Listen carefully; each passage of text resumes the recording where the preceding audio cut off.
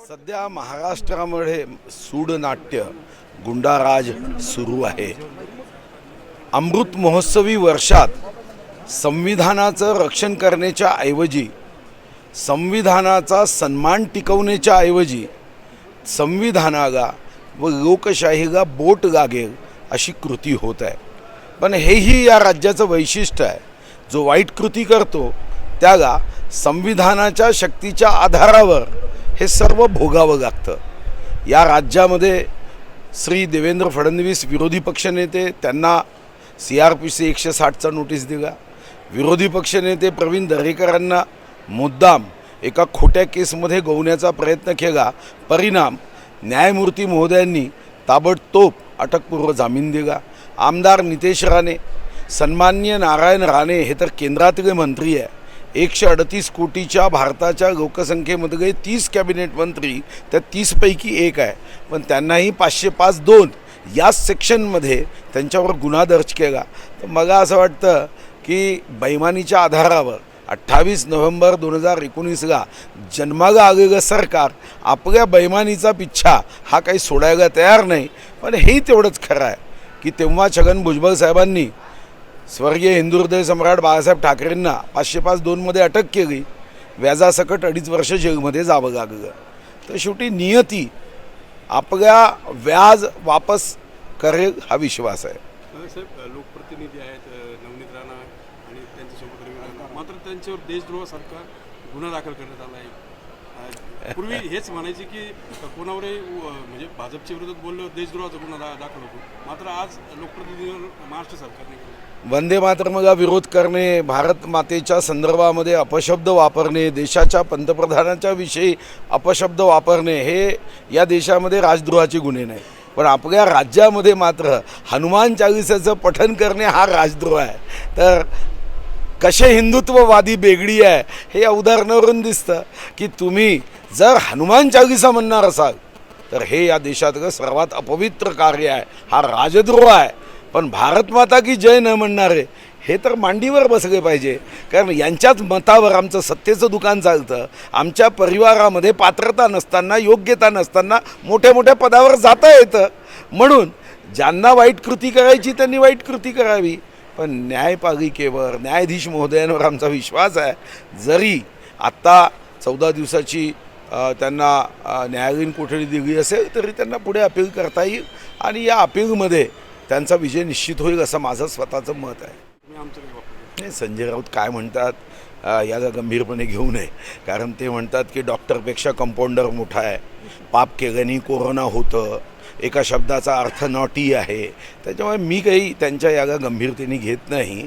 आणि कधीकधी वाटतं की त्यांचा स्वतःचा शिवसेनेवर काही राग असेल, शिवसेना संपवण्याचा विडा त्यांनी उचलला असेल। महात्मा गांधींचं स्वप्न पूर्ण करण्यासाठी महात्मा गांधी म्हणाले होते की काँग्रेस विसर्जित करा। कोणत्याही नेत्यांनी ते स्वप्न पूर्ण करण्याचा संकल्प केला नव्हता। राहुल गांधीजींनी मात्र तो निश्चित केला आहे। आज 20 राज्यामध्ये काँग्रेस नाही। स्वर्गीय बाळासाहेब ठाकरे असं म्हणाले होते, ज्या दिवशी काँग्रेससोबत आम्ही जाऊ त्या दिवशी शिवसेनेचं दुकान मी बंद करेल। ते स्वप्न हे कदाचित त्यांना पूर्ण करायचं असेल। मी शिर्डीच्या पावन पवित्र भूमीत आहे। मी भगवान शिर्डीच्या चरणी एवढीच प्रार्थना करेल की स्वर्गीय हिंदू हृदय सम्राट बाळासाहेब ठाकरे यांचं काँग्रेससोबत गेल्यानंतर शिवसेनेचं दुकान बंद करण्याचं जो स्वप्न होतं ते यांच्या हातून पूर्ण व्हावं।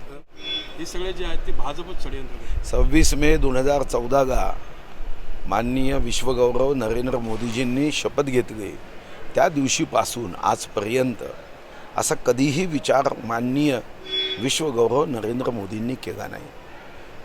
माननीय मोदीजी नेहमी कार्यकर्त्यांना सांगतात की बॅकडोर एंट्री मत करिये। तेही पंतप्रधान होताना राज्यसभेतून आले असते, पण ते राज्यसभेतून नाही आले।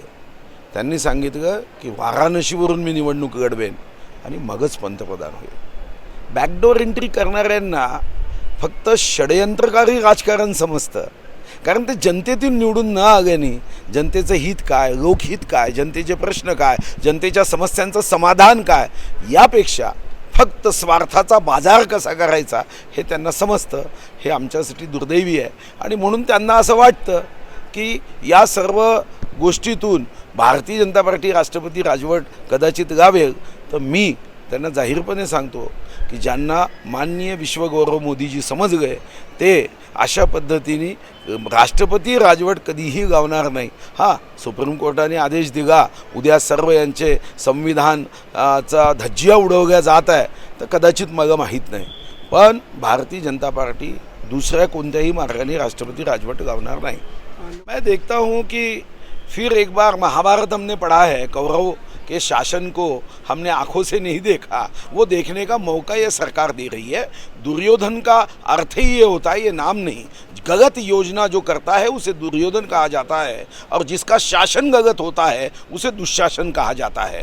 तो वो तो हमने सिर्फ नाम से पढ़ा है, मगर देखने का मौका इन लोगों ने दिया है. तो मुझे लगता है जहाँ कौरवी शासन होता है वहाँ जनता भगवान कृष्ण के भक्त के रूप में इनको जनतंत्र के माध्यम से समाप्त करेंगे. अब तो कलयुग होके 5121 वर्ष हुए हैं, 4,32,000 वर्ष का कलयुग है. तो इसका तो ये तो हमको यही दिखा रहे हैं कि अभी तो 5,121 वर्ष पूरे हुए हैं. सबको सूद समेत मिलेगा आपने कहा. हाँ, सूत के ये तो नियति करती है भाई. ये तो आप कोई भी धर्म का धर्म ग्रंथ पढ़ लीजिए, ये धर्म ग्रंथ जो पढ़ते हैं उनको पता है जैसा कर्म करेगा वैसा फल देगा भगवान. अगर बीज बोओगे बबूल के तो बेर कहाँ से आए. आपने अगर कपट के बीज बोए हैं तो कपट भी आपके किस्मत में आएगा.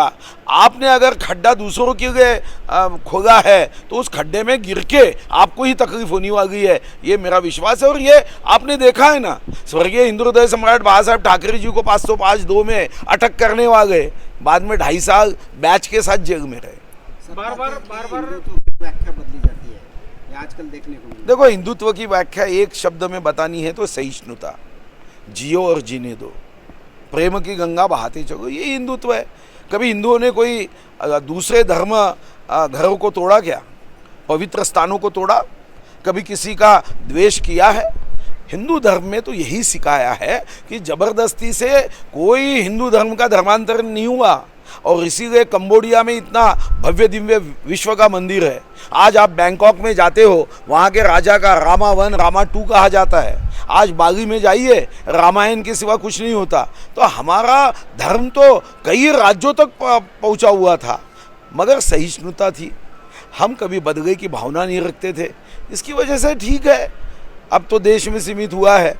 मगर ये बात भी सही है, हिंदुत्व इसका अर्थ एक जीवन जीने की पद्धत है जिसमें समाधान है. आज संयुक्त राष्ट्र संघ भी तो कह रहा है कि पर कैपिटा इनकम नहीं है, हैप्पीनेस इंडेक्स पे देश का वर्णन होना चाहिए. कौन कितना धनवान है, उससे ज़्यादा कितना गुणवान है, ये देखा जाता है. तो हिंदुत्व यानी क्या है? हिंदुत्व कभी ज़बरदस्ती नहीं करता. ये तो महाराष्ट्र में गुंडा राज तो शुरू हो गया है, और ये राजनीतिक स्पॉन्सर्ड बाय पॉलिटिक्स है. सत्ता के पार्टी की ओर से ये गुंडा राज जो है ये उनके द्वारा स्पॉन्सर्ड है.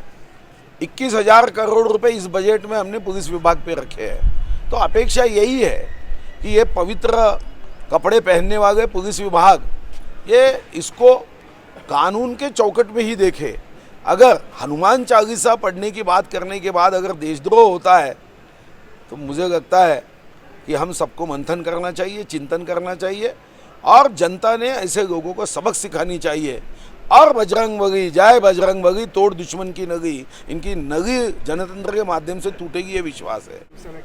देखो, जिनके ब्रेन का जीबी कम रहता है, जिनके ब्रेन ये कोई और हैक करता है, ऐसे लोगों के जुबान से ये बातें आती है. भारतीय जनता पार्टी ये 11 करोड़ सदस्यों की विश्व की सबसे बड़ी पार्टी है. जिस पार्टी के नेता को यूक्रेन रशिया में भी युद्ध होता है तो वो मध्यस्थी करे, ऐसा निमंत्रण आता है. यूके के प्राइम मिनिस्टर कहते हैं कि 1 सन 1 मून 1 अर्थ और 1 लीडर, वर्ल्ड का लीडर, ये बातें करते हैं. ऐसे घटिया बातें वो ही समझ सकते हैं जिनके दिमाग का जो जीबी है, ब्रेन का, वो कम है.